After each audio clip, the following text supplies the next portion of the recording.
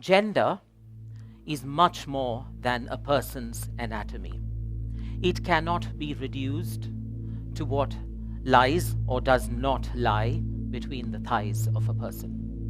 It is how a person identifies himself, herself, or themselves.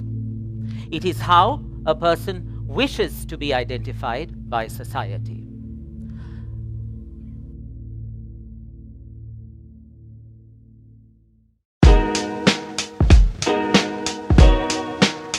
Hi, and welcome to Small Talk with Tanya Malik. Our today's session is called Being Gendered. This is going to be a panel discussion, and our panelists are Sowmya Gupta, Vyjayanti Vasanta Mogli, Anjali Siroya, and Daniel Mendonca.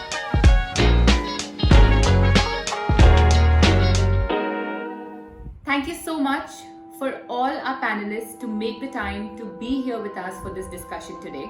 I'd like to begin today's discussion with the Transgender Persons Protection of Rights Act, which was introduced in July 2019. The Act provided for the various laws concerning the transgender community, including identity, discrimination, healthcare, violence, welfare, but it was met with a lot of criticism from the transgender community. Sowmya ma'am, I request you to please begin this discussion by sharing your opinion as to why was this act so largely criticized by the transgender community. Yes. So Transgender Act के बारे में बहुत ही criticism आया है. Definitely there are several reasons. Several reasons ये है कि Transgender Act बात करते हैं, जो earlier stages में ये बात करते हैं कि आपका जेंडर कोई मेडिको लीगल बॉडी स्क्रीन करके आपको ट्रांसजेंडर आइडेंटिटी कार्ड इशू करेगा. बेसिक डेफिनेशन से लेके और प्रोसीजर तक का कई सारे प्रॉब्लमेटिक चीज है. उनकी वजह से कम्युनिटी इटसेल्फ उसको रिजेक्ट करने के लिए, क्रिटिसाइज करने के लिए आया है. Not only definition, not only procedures, but the language of the bill. Rehabilitation के बारे में बात करते हैं, ट्रांसजेंडर रिहैबिलिटेशन के बारे में बात करते हैं. You know, at the same time what about the अभी तक का जो 70 इयर्स का जर्नी अगर आप देखते हैं तो हमेशा कम्युनिटी के लिए कम्युनिटी खड़ी है. You know, support system, specially transgender और हिजरा कम्युनिटी के बारे में अगर देखते हैं, हिजरा कम्युनिटी आपस में कम्युनिटी का एक सपोर्ट सिस्टम है. उस तरह का सपोर्ट सिस्टम को क्रिटिसाइज किया है ये बिल. उसमें कई सारे प्रॉब्लमेटिक क्लॉजेस लेके आया है. Not only that, you know, मेरा बेसिक सवाल ये है, अगर एक मेल या फीमेल अपना आईडी कार्ड लेने के लिए, आइडेंटिफिकेशन सर्टिफिकेट लेने के लिए किसी से उनको मेडिको कोई बॉडी का पास, कमिटी का पास, स्क्रीनिंग कमिटी का पास जाके बताना पड़ते हैं. Is that right? अगर उस तरीके से मेल फीमेल को नहीं है तो सिर्फ ट्रांसजेंडर्स को. ये fundamental part of the bill is how it defines transgenders. Okay. And as the bill we have, which is public, in the public domain, it is completely flawed. It doesn't actually understand what transgender is in terms of NALSA, and apparently they have borrowed it for intersex persons from Australia. So that is completely flawed. So you can get certain rights here. What are the rights? If I am a so-called transgender, now transgender is a general rubric. I could be trans woman, trans male, or just transgender. That's how NALSA reads. Transgender is the overall generic name, and within that you can be a trans woman, trans. But how do you become a trans person in this law, the proposed bill? You have to go through a district screening committee. So you don't get rights until you go through that. And if those people decide that you are not, then you won't be. Right. Ma'am, एक बहुत important point आपने बोला starting में, which says that किसी भी individual को अपनी gender identity के लिए किसी और बॉडी के पास जाने की जरूरत पड़े, that in itself is a big deal. So before we dive into discussing the law itself or even the nuances of gender, I feel it's very important to clarify what each term means, you know, for our viewers. Okay. So Vyjayanti ma'am, if I could request you to please tell us what it means when we talk about sex and gender identity, gender expression, and even attraction for that matter. Sure. So, incidentally and unfortunately, world over, uh, gender, gender identity, biological sex are almost always conflated. They are confused. Right from our schooling, be it a book of drama like Ren and Martin, or be the application forms on which people apply for courses, children, students, the youth have had to deal with terms like gender and sex almost interchangeably, which they are not. Now, let's understand, let me put out a few facts, universal facts, that both gender and sex are always, almost always, assigned at birth. I repeat, both gender and sex are almost always assigned at birth. It does not become a problem with many when their assigned gender, when the gender and sex assigned at birth aligns with their self-identified gender. Yeah. But what if the biological sex that they are assigned with and the gender that they are assigned with do not match with their self-identified gender and do not align with how they see themselves? While sex deals with a set of biological, anatomical, genetic, chromosomal characteristics of a person, of a baby, of a person, gender is how that person wishes to identify himself or herself or themselves, and how that person would like the society to identify him, her, or them. Sex itself, when I say sex, I do not mean sexual acts between adults. I'm referring to biological sex. Biological sex is itself not binary.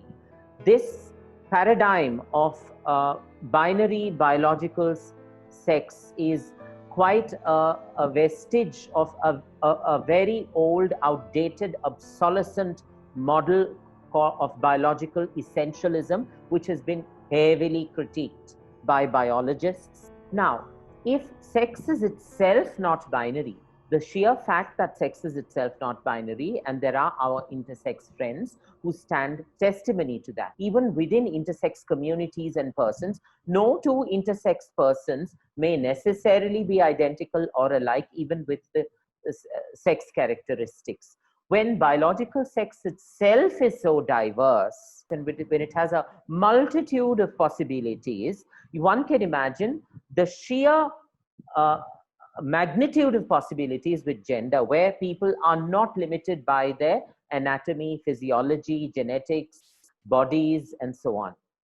So while I have through this separated gender from biological sex, what then is gender identity? Is how a person wishes to identify himself or herself or themselves, and how that person wishes the society to identify him or them. What then is gender expression? A person may be performing a certain gender. A child, for instance, may identify, a child born into a male body may not necessarily identify as male, may identify as female or as transgender or as any other gender, but may not have the freedom to live that self-identified gender, and may be under societal, social, parental, familial coercion, may be performing a gender that that child or that person may not identify at all with. So how a person chooses to express their gender at different points of time will capture the idea, the notion of gender expression. And it's not our space to judge people or tell them, well, you were you were living as a boy, how come you want to live now as a girl, and tomorrow perhaps you may not want to live either as a boy or as a girl, and you may want to live as a transgender person. We do not hold that right. That is the sole prerogative of the person. And this is precisely what the Nalsa judgment of the apex court laid very clearly down in law, that the individual is the epicenter of this authority. This authority, this prerogative emanates from the individual. The individual is the origin and the destination of this right. Absolutely. And I think it would be fair to say what Judith Butler said, that gender is performative, and it is what one individually identifies as. However, we do see, like you said, I mean, gender is a social construct. Yet, around us, everywhere, we see gender being constantly classified and reinforced in every manner, be it something as simple as color, pink and blue, or even toys with children, whether it's a Barbie or a G.I. Joe, or even fashion for that matter. It is constant reinforcement of gender around us. It'd be fair for all the girls to buy princesses and all the boys to buy superheroes. Girls want superheroes and the boys want superheroes. The companies who make these try to trick the girls into buying the pink stuff instead of stuff that boys want to buy, right? Yeah, so then why do all the girls have to buy princesses? Some girls like superheroes, some girls like princesses.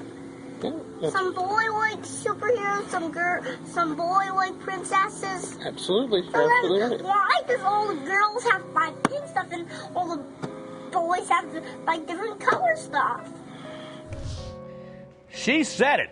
Don't trick the girls into buying pink stuff and princesses. Some girls like princesses and some girls like superheroes. Some girls like pink stuff and some girls don't. If all of our complaints about the way society is going could be as succinct and articulate as this little girl's. So I want to ask Anjali, you identify as a heterosexual trans woman. How does this constant reinforcement of gender around us, in your opinion, affect us? Before starting, I would just like to give my personal example. So when I was born, looking at my genitalia, the doctor assigned me as a male. So because of that, just one word, male, my complete life was decided. So if you go into Bollywood and see any classic Bollywood movie, jahan pe you see any scene of a birth of a baby, the doctor comes and say Mubarak ho, beta hua hai ya beti hui hai. So depending on that just one word, beta ya beti, your complete life is decided. Your clothes are decided, your friends are decided, what you will wear. Agar ladka hua hai to your room gets blue color, your parents gets you toys like bat ball or cricket. They expect you to be sporty. And if a baby girl is born, your room gets pink, you get Barbie dolls to play. You are supposed to not go out of the home. You are supposed to be inside in the eyes of relatives. So this is how we are enforcing gender since the time of birth. And as clearly mentioned by Vyjayanti ma'am, that even the biological sex is it's not binary. But we always see sex as a binary, and because of that binary, we also consider gender to be very much binary. Gender is very much binary in our social construct, but the idea mostly comes from sex being binary. So if we start not considering biological sex as binary, we will initially move on to being considering gender as a spectrum. And there are so many examples and so many things in which we can obviously understand that gender is not binary, but the society keeps on reinforcing it as a binary. But gender as a concept also keeps evolving from time. If we go back 50 years back, where women were not allowed to take basic education, but today if we see, education is being given to women equally as well. So this is how gender keeps evolving by time. It also keeps evolving by place to place. So I come from state of Rajasthan, where you will see also women smoking cigarettes or smoking chillam.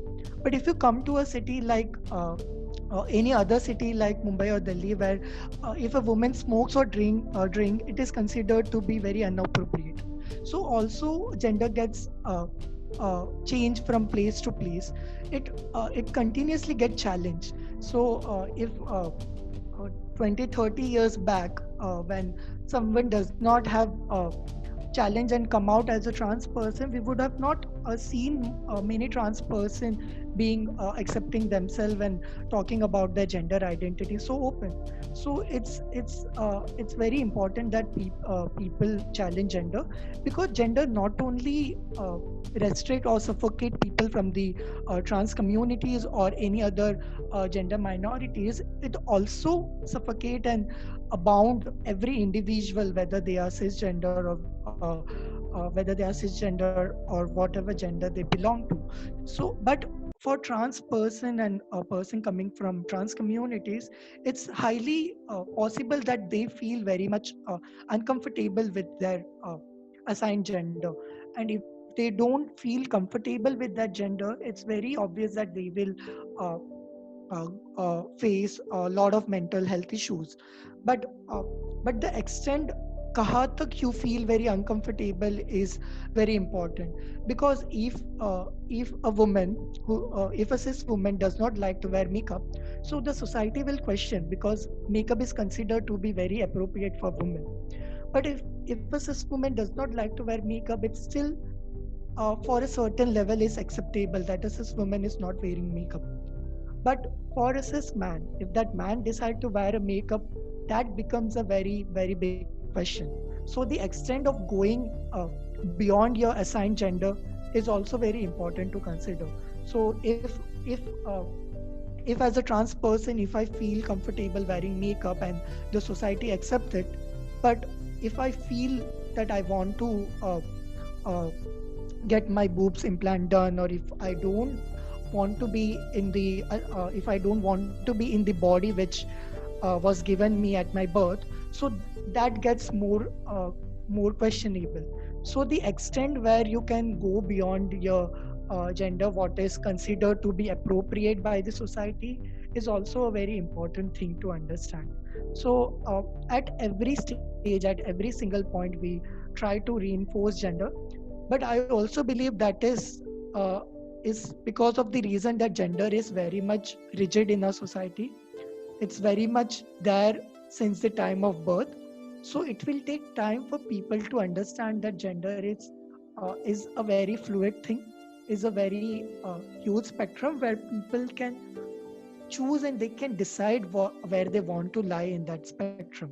So when we start negotiating with all those definition and stereotypes around gender, and we start looking at it with a very fluid lens, then I guess we will approach toward accepting every person and every gender which is present out there. And I also believe that there are no numericals which can define that how many gender are present in this nature. Every person, as many humans are there, I guess as many gender exists in this nature world. I think ideally that's how it should be. Like you said, gender norms and gender roles are restrictive for every single one of us, not just for one community specifically. It is restrictive for pretty much every single person. Going back to what Vyjayanti ma'am said, sex in itself is not binary, let alone gender. But gender not being binary and being a spectrum is something we have still started to accept to a certain extent.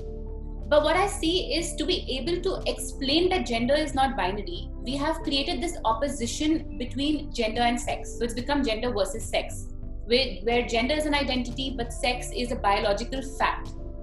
So they've created now sex as a space where we can be categorized and boxed if gender isn't. So my question now is to Danielle. Danielle, do you think we as a society are ready to start questioning this and start looking at sex too as a spectrum?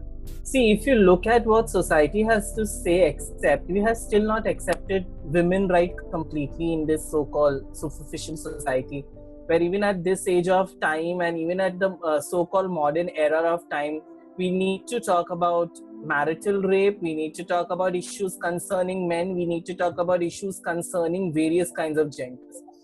And even after, what happens to Nirbhaya, you still have a case of Asifa, and after Asifa, you still, just the Raksha Bandhan festival is not gone, and you are hearing rape cases from all other the parts. Society in its full will never like will never ever, even if we superficially say कि हाँ एक दिन आएगा कि जहाँ पे accept होगा, no, there will be certain parts of the community which will never accept gender binaries, which will never accept gender roles in such, and also which will never accept overall the difference between gender and sexuality. And it is not the problem of acceptance, but it is the problem of overall which exists with patriarchy itself. And you know, when I'm saying patriarchy, see, for LGBTQ community, you're talking about you cannot just talk about male patriarchy and get rid of it. No, when it comes to the LGBTQ community, there is also women patriarchy that exists. The existence of whether using a washroom, because just because I look like a male but I want to use a washroom of a female, there is a lot of other things that come into picture, because you know, the women that they will treat you in the washrooms or anywhere else is more uncomfortable, and therefore you will never be able to use. So simple terms where your day-to-day needs like washroom, your day-to-day needs like traveling in a train or in a metro to deciding what you want to wear, or the choice that you wear and people don't turn back and look to you again and again, itself so much talks about the society that we are coming in. And of course the terminology that exists along with you know, femininity, because in this country where femininity is still considered weak, because still we use the word mardani for any women, right? Ki khoob ladi mardani, wo to Jhansi wali rani thi. And I don't know how braveness is anything to do with gender, or how in totally जब हम किसी को मर्दानी कहते हैं तो औरत को मर्द बनने की जरूरत क्यों है? So the point of this is that unless and until terminologies do not change, unless and until there is no perception of looking at femininity as boldness and not as weakness, because the time you say, like, men have to hide their emotion, right? कि आदमी रो नहीं सकता अगर उसके घर में कोई मर गया, because that is a sign of weakness. But उसी तरीके से if you look oppositely, कि if a woman plays a man role in the society, you know what I mean? कि if she's dressing like a man, if she's doing a manhole, if she's doing all the things, then she'll be considered to be powerful. अरे वो तो मर्द जैसे बनने की कोशिश करे, it is okay. But the time when a man starts behaving like a woman, the whole concept becomes from strong to weak. And suddenly, अरे तुम क्या औरतों जैसे चल रही हो, तुम क्या औरत जैसे कर रही हो, तो जनानी है, and all that stuff you'll start hearing. So we have made a concept where women are still shown as a weaker section of the society, and anything that is feminine in nature itself becomes weak. And that also belongs to heterosexual men who are feminine. I'm not saying that heterosexual men are not feminine. So unless and until there is a description of a gender neutral role, unless and until there is a description of not saying that, you know, कि तुम्हें gender choose करने का अधिकार है, पर तुम्हें उसको society में लागू करने का अधिकार नहीं. So therefore, unless and until this whole ideology of distribution of roles will not change, I can never imagine 100 years down the line that we can ever have a gender role society where gender as a overall will not matter. But this is a harsh truth that we all need to accept. Right, I agree with you. I mean, we do live in a society where masculinity or men are looked at as a stronger sex or the more privileged sex, and femininity, like you said, even a man who's showing feminine, something as simple as emotions is considered feminine. You know, like you said, your man is expected to hide his emotions because displaying basic emotions is considered a sign of weakness. So, Vyjayanti ma'am, do you agree with this? Do you think our society will never reach a space where we will be absolute, in a situation of absolute agreement that sex can be looked at as a spectrum rather than binary? Consensus building, I think, is quite a possibility. Opinions will change with time, and they may be very slow. People will come up to speed, not as fast perhaps as we hope. And sometimes, in as much as we expect despair, but this doesn't happen often, there are times when we are pleasantly surprised when people very quickly understand. For instance, I've known parents who've come from very, very rural backgrounds, not very educated, And when as much as I've known highly educated parents who've been extremely transphobic, homophobic, queerphobic, lesbophobic, sexist, and so on, I've known very down to earth, not so educated, illiterate parents who have beautifully accepted their children. And some of those parents have said, how does it matter? This is my child, my intestine, born out of my stomach. Who would accept the child if I don't? So acceptance is a process, and sometimes it could be pleasant and very unexpected, but I don't think that's the norm. These are exceptions. The society is more recalcitrant. The society is deeply entrenched in its own stigma, age-old stigmas, dictated by religion, dictated by patriarchy, dictated by casteism, classism, homophobia, transphobia, and a whole bevy, a whole range of social exclusions that operate as structural monstrosities. So coming back to your question, is this never possible? I think consensus building is quite a possibility. And for that, that's not going to happen overnight, and that's not going to fall into our laps. We have to work really hard. And I suppose the transgender, the LGBTIQ, the transgender, the intersex rights movement is somewhere there where the women's rights movement was 70 years ago. Do we see as many transgender IAS officers, transgender judges, transgender economists, transgender members of parliament? Thankfully, we do see at least some women members of parliament, women union ministers, women CEOs, not as many, not equal measure, but the change has begun. So I think it's possible, change is possible. It's not going to be easy. We may end up burning our candle from both ends. But I'm not sure about absolute consensus. That I'm not sure. Right, but change is possible, and we are all hopeful that, like you said, the women's movement has seen certain amount of change, and consistent work will lead to at least some opinions being shifted, if not absolute consensus. Now, sex as a spectrum, though not a lot of people acknowledge it or are aware of it, but it's not entirely unheard of. Specifically amongst athletes, time and again we do see cases which highlight that sex is should be viewed as a spectrum rather than binary. Now, Danielle, I'd like to ask you if, in your opinion, the three chosen biological factors, namely chromosomes, sex hormones, or genitalia, are the only way to classify us into different sex. Now, for example, as you said, that chromosome and all these stuffs, see, this is not the exact discrimination of the only three biological sex, because according to the UN survey and also UN fact sheet, there are 27 various types of chromosomes that the human body can have. And many people, not just when they are born intersex, but also in later stage of life, like somewhere in their 30s, somewhere in their 25s, and even after their marriage, realize that this is the problem. For example, I filed an RTI in JJ Hospital to find out how many intersex people or individuals are being treated, and there was none. There was none of them which showed that they are none of treated. When I change my question and I say that how many people are going under chromosome therapy due to XXY syndrome, due to YYX syndrome, then there was a complete data of at least 3,000 to 4,000. So that means when you're talking about 3,000 to 4,000, it is not a small number. And when you have so many people in number, that means it's not a disorder, right? But still, intersex condition is considered to be a disorder which they believe can be treated with different types of chromosomes. For example, if a child is born intersex, nor male nor female, they believe that, assigning them to one gender at birth can solve the problem. But what if the child has a different sexual orientation? Or giving hormone therapies or giving more hormone therapies could change.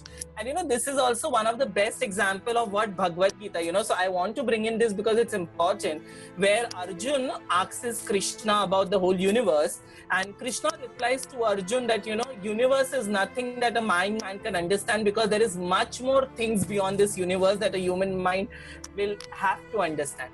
And that what is the perfect example of human bodies, is the perfect example of human sexuality, and is a perfect example of how nature has to work in different kinds of animals and different kinds of human beings. Because as a human being, if we believe as a country, as an India, in diversity of language, diversity of food, and diversity of culture, why is it difficult to believe in the diversity of gender and sex? Because that's also a part of differentiality, that's also a part of gender sexuality. And therefore, many people over the years down to come have always intermingled intersex and trans. And they always believe that it is true that an intersex can be a part of a transgender, but not every trans is an intersex. And there where the movement goes beyond fighting and making these binary differences, because it is also attached to the transgender bill. Because when we are talking about an identity, we are talking about a complete person, an identity to become he, they, them, she. But when you're talking about an intersex biological sex, for my whole life, every time I say I'm an intersex, I need to explain people what intersex means. Because otherwise I'm always classified into the trans community. I don't have a problem. But when the time I get classified into the trans community, I take away the rights of trans people to speak on behalf of the other people. And simultaneously, that happens for the LGBT community, because a trans struggle, a trans can pick, an intersex struggle, an intersex can pick, a gay struggle, a gay can pick, a heterosexual woman struggle, a heterosexual woman can speak. I cannot speak on behalf of everybody, because whatever I'm speaking here, I'm speaking on behalf of myself. So this dilemma of that you have to be in a gender specific role, whether male or whether female, and that is how society is. The time you see a non-binary person, or the time you see a bisexual person, the discrimination automatically begins among the community. See, we are talking here about, discrimination outside the community, but the highlight of the truth is that there is also discrimination within the community. And the discrimination of biology that comes, this person is black, this person is feminine, this person is fat. Oh my God, you look at gay, Tinder, you look at everywhere, it is looks, slim body, comparatively, the figure of 36, 26, I don't know what the shit is that. And then comes this, whether you're black and what are your roles on bed. Except this, they don't define you as a person. They don't see your inner beauty. They don't see who you are. They don't. It is only related to play the feminine role or the top role on the bed.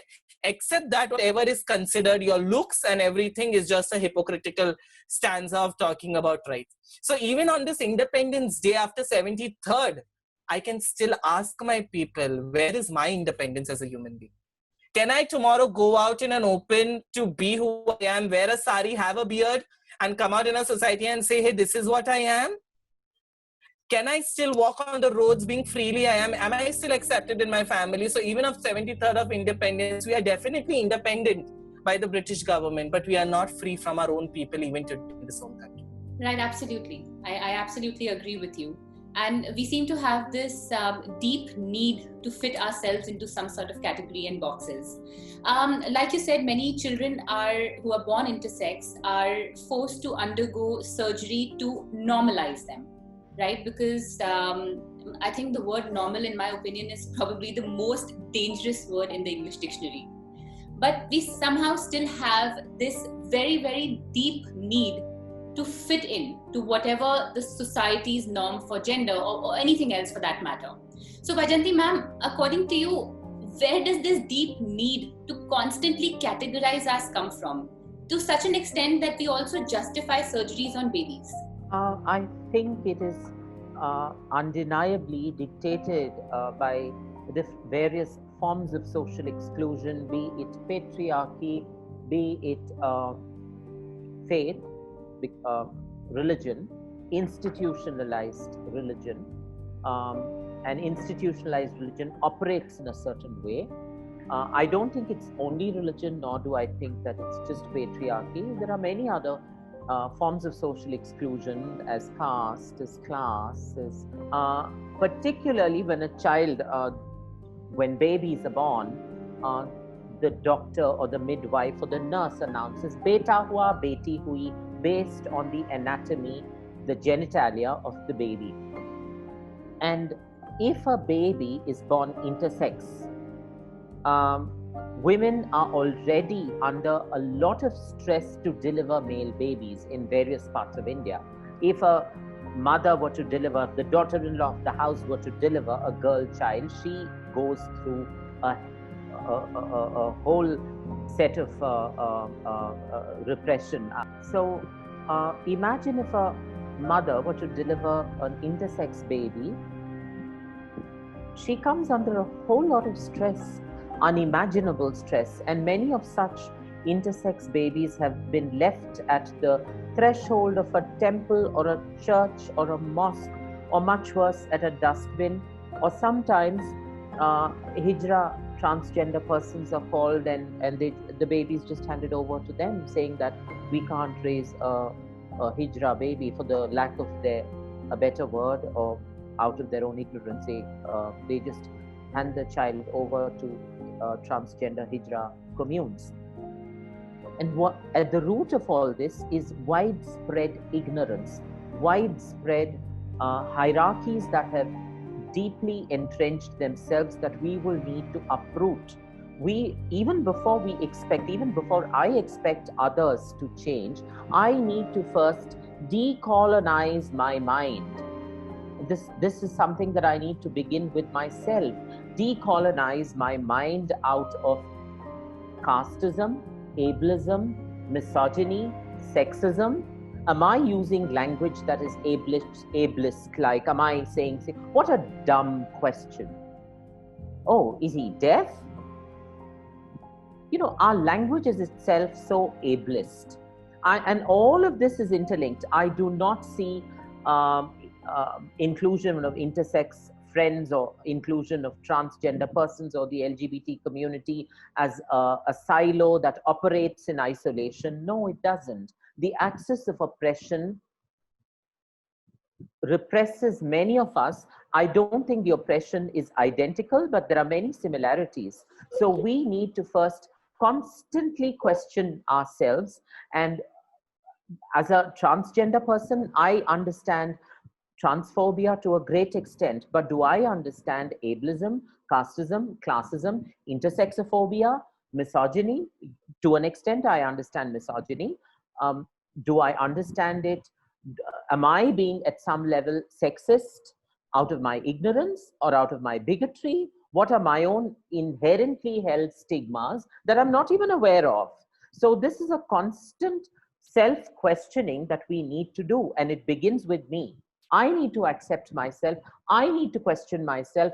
I need to show myself the mirror first before I show the others the mirror. Right. I think that's extremely important, that all of us need to start looking at ourselves closely and decolonizing our own minds first. Now, I'm going to quickly, we're sort of running out of time, so I'm going to quickly go back to where we began, the ambiguity of law. Sowmya ma'am, I'd like to ask you, the same-sex marriages are not recognized. What's your opinion on this space? I just want to jump in, Tanya. I didn't want you to jump in, but I think the word same-sex marriage itself is too not supposed to use. I think it would be better if you use the word queer marriages, because even trans people, intersex people, and every person have a right to marry. So I think this same-sex marriage of a sort of thing is something that needs to be removed out and said that, you know, we believe in queer marriages. We believe in equality of queer marriages rather than same-sex marriages. Sorry to just get in there. No, thank you so much. Thank you, Daniel, for sharing that.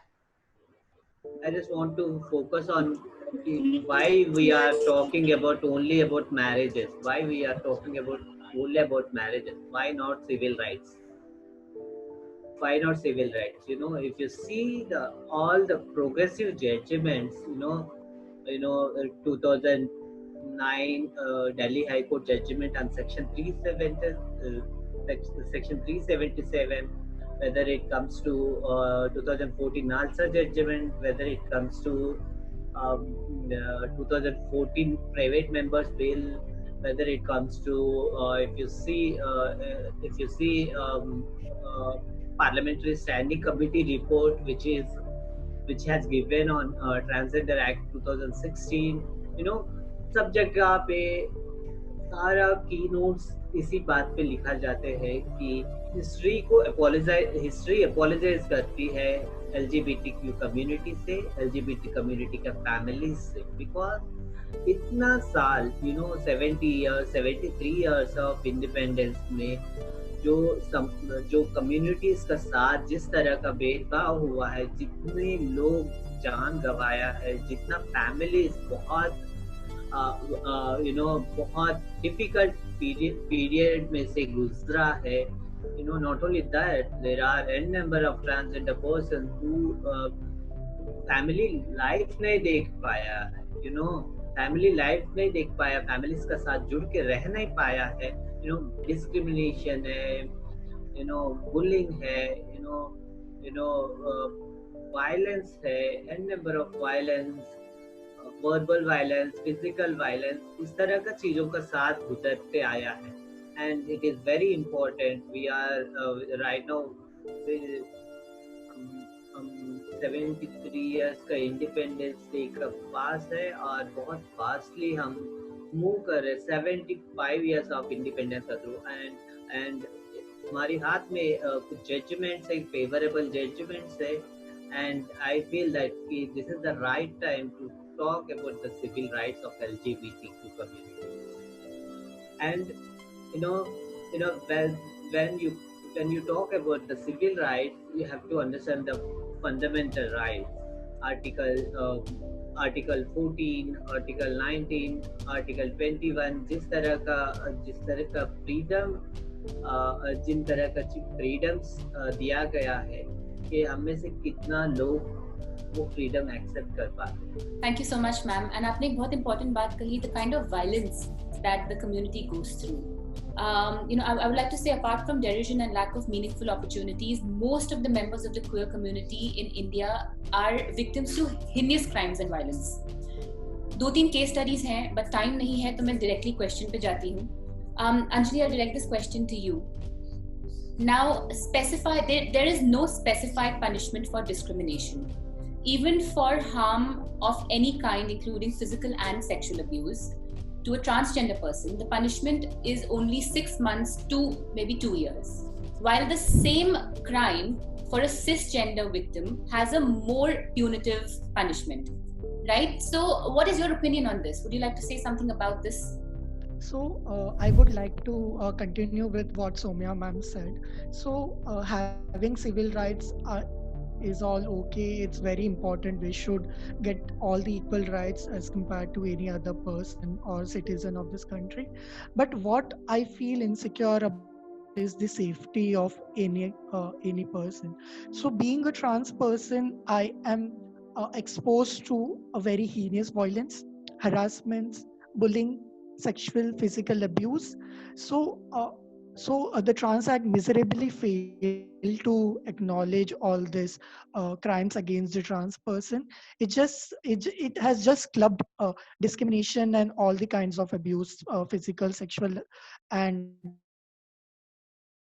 verbal abuse in just one clause, stating that the accused will just get punishment from 6 months to 2 years and without any fine, and it can also get bail. And which is a complete discrimination when we talk about the rape law which exists in our IPC, the law which talks about penile-vaginal rape. And even that law is very problematic because it does not acknowledge any other kind of rape which happens with any cis man or any other uh, gender person. So if we talk about the rape law in the Trans Act, it miserably fails. It also discriminate me from any cis woman. And what important for me as a trans person is my safety, is my life, whether I get to live with dignity or not. If I can't feel safe walking on road, if I can't even safe inside my house, where my parents torture me, where I can also get exposed to abuse, where my family can throw me out because I does not fit into their expectations. I don't feel safe into the educational institute, which is considered to be a second home for student. So if I don't feel safe in any such social institution, how can I live my life? So that is a very big question for me, which concerns me a lot, uh, uh, because this is what I get to hear on a daily basis, that a trans person is thrown out of their home, a trans person is getting murdered, it getting raped, and the very unfortunate thing is there is no reporting. This cases does not get heard, these cases does not get reported, and even if they get reported, there's no action taken. As of right now, if a trans person is sexually assaulted, the bill provides for less punishment for sexual assault, with a cap of 2 years, lifelong imprisonment. for a sexual assault against a trans person compared to a cis woman. But rape is rape, whether it's a transgendered or a woman Not or according to a the bill. man. Not according to the Sarah, bill. because you're not a... We agree. No, please. That should be the case. That should be the case. The rape law under 376, sorry, is only when a male, that is biological male, has sex which is non-consensual with a biological woman. If either of them are transgender or alternate gender, they will not be within the ambit of rape. So rape is not there at all. So actually, technically, a transgender person can be raped, and it's not rape. So there's so much of oppression happening to the trans community on the basis of so many other social oppression like casteism, classism, sexism. So we really need to think about the safety of the gender minorities, because unless and until I'm safe, I won't be able to live my life with dignity. I won't be able to enjoy all the benefit which might I get by my constitution. So for me, my safety is much more important. If tomorrow I don't feel well, if I'm sick, whether I will get the basic medication to survive, whether I will get uh, hospital facilities where I can go and get myself treated, that is a question mark. If I want to pursue my education, is there any education institute which will give me basic education? Though my constitution talk about right to education. So this basic thing, the right to life, whether I can get a very dignified living, where I can get a house to live, because still trans person does not get rooms to stay in a dignified society. They are thrown out of the society to live in slums or any underprivileged areas. The facility of sanitation. I come from a slum background. We don't have access to washroom at home. So if I don't have access to washroom at home, whether the public washroom will give me that basic facility of sanitation, that is a question mark. Living in slum, most of the trans person does not even get pure water to drink. So that is again a question mark. So the basic structure of my constitution, which is based upon liberty, based upon equality, this raise a question in my mind whether this are given to the LGBTQ community for that matter. So this is my real concern. But civil right and other fundamental rights are very much important. But for me, more important is whether I get to live my life with dignity and with full security or not. Thank you so much, Anjali. So we are still fighting for our basic fundamental rights and basic human rights, let alone anything else. So I'm quickly going to move into the audience question and answer session, because we have some interesting questions from our attendees. The first attendee I'd like to welcome is Ishika Mishra. Okay, so I'm going to ask Ishika's question for Ishika. Ishika's question says, how do we discard the stereotypes related to trans people in the society? They are considered immoral by transphobic lots. How do we tell them that their mentality is absolutely wrong?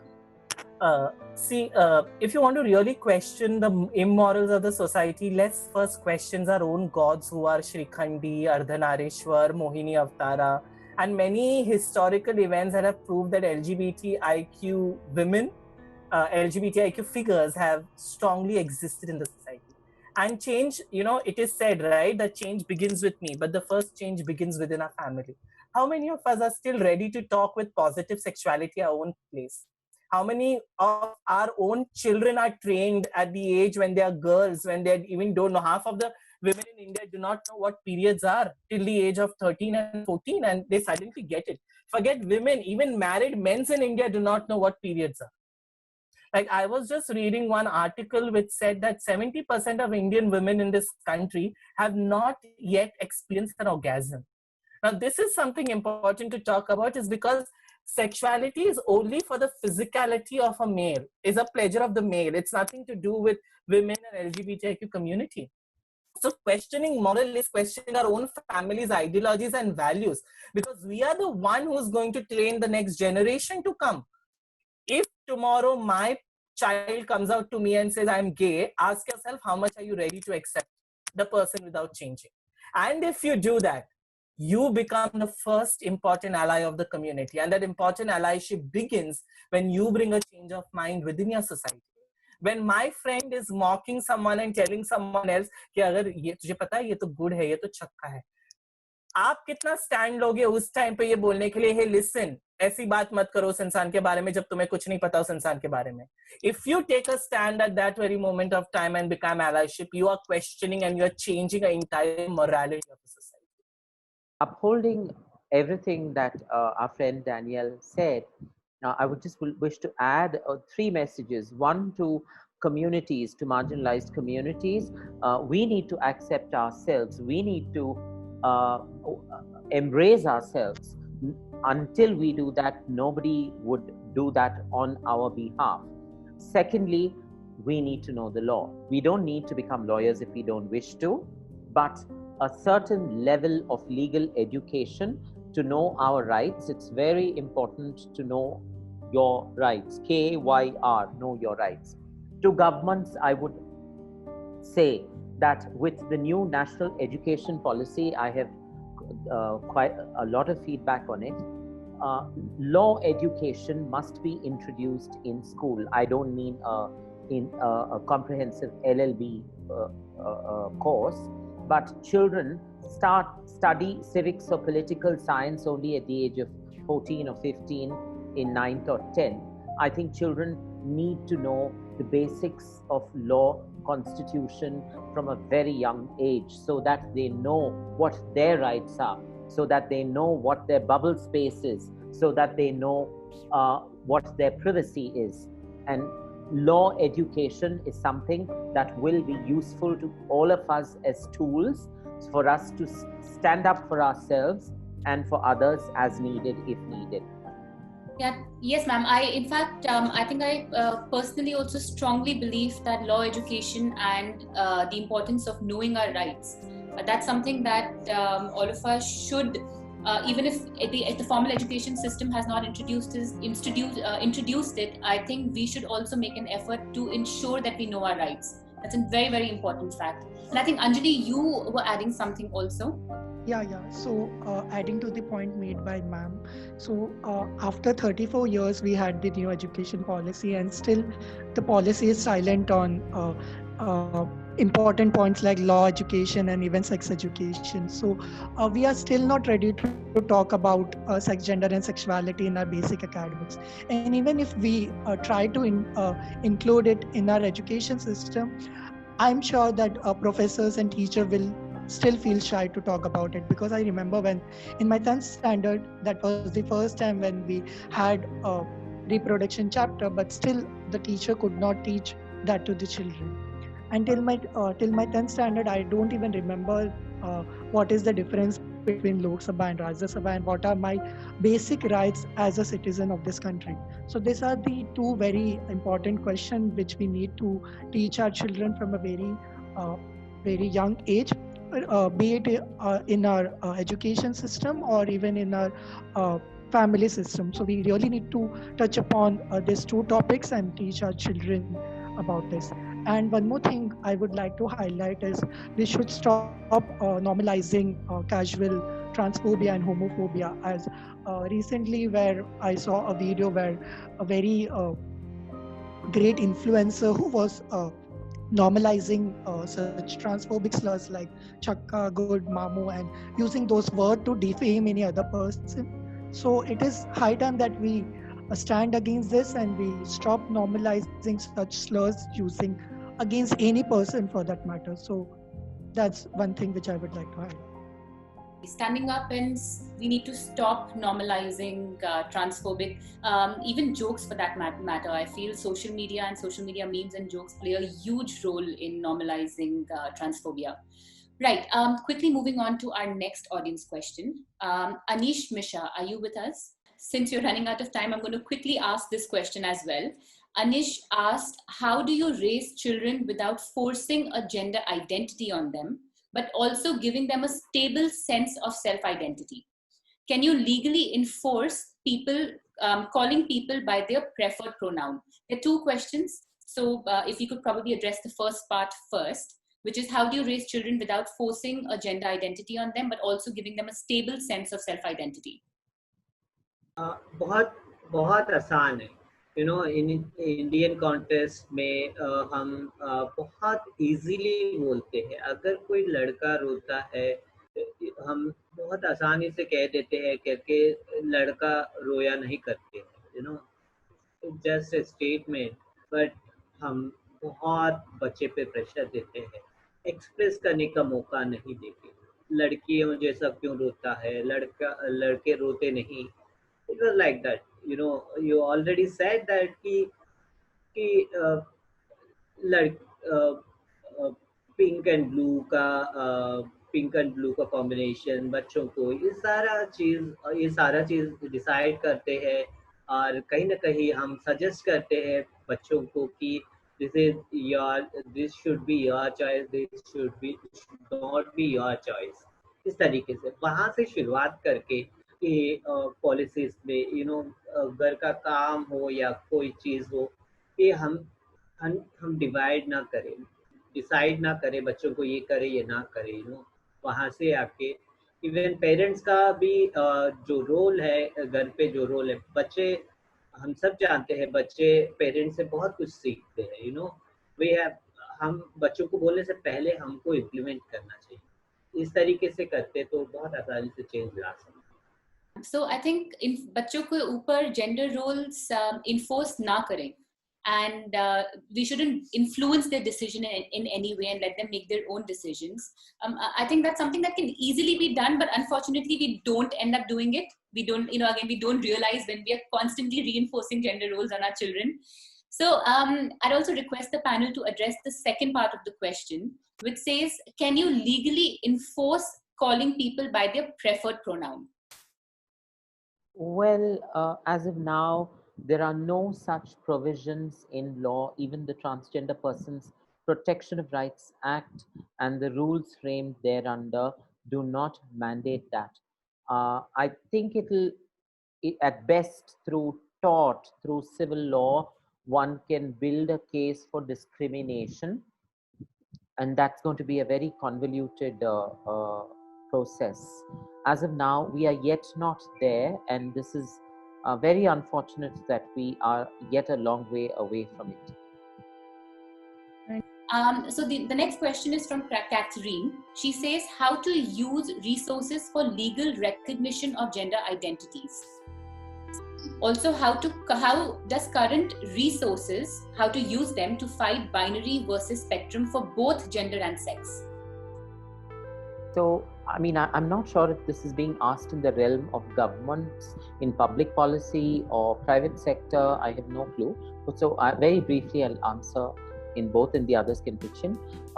We have a very low-hanging fruit in the public sector called RTI, and that doesn't require a lot of resources. Many of us here are educated. I think we need to use RTIs to gather information in the public sector, call out, question our government, state, central, and local governments, and ensure that the law is implemented, ensure that budgets are made for it, ensure that these budgets are spent, and that there are systems and practices in place, that benefits are reaching to the most disenfranchised, marginalized, and vulnerable communities, and those who are intersectionally, who are suffering multiple marginalizations. Now, with the private sector, the private sector has CSR and diversity and inclusion. Not all of them do, but at least the biggies do. I think they need to be exhorted to, particularly now when we are living in times of COVID, when many people are getting infected, when people have been laid off. Employment has been a very old challenge for the transgender communities. I think the private sector needs to be exhorted to hire, to train, to hire. If people are not readily employable, then they should train. The private sector is the single largest employer right now, because the public sector will only shrink with time. So we need to ensure that we harness the private sector. Before we end this conversation, I would like to thank each one of you, Tanya, and our sisters Sowmya, Danielle, and Anjali. Each one of you has been so powerful today. I think it has thoroughly invigorated the conversation. Thank you ever so much. Thank you so much, ma'am. And this brings us to the end of the panel discussion. Once again, I would like to thank each one of our panelists for making the time and sharing such valuable information with us. Thank you, Vyjayanti ma'am. Thank you, Sowmya ma'am. Thank you, Danielle. Thank you, Anjali. And thank you for all the attendees for your lovely questions. Thank you, Tanya. Thank you. Thank you so much. Thank you, Humsafar Trust, Anjali, for getting in touch, and Tanya for hosting this wonderful session. May our work reach to people and they may understand that we are human at the ends of the day. Before gender, our humanhood matters more. And as human beings, we should get all the right that a constitution promises, irrespective of what our choices are. Absolutely. Thank you so much, Danielle. For all of you watching, thank you. If you enjoyed this discussion, don't forget to like and subscribe. Now, all of our small talk sessions are recorded live in the form of a webinar. If you would like to join us, participate, you can also ask our experts and panelists questions directly during the session. For this, please connect with us on social media. All of our social media handles, Instagram, Facebook, and Twitter are mentioned here below. Once again, thank you and stay tuned for a lot more of Small Talk. Take care of yourselves.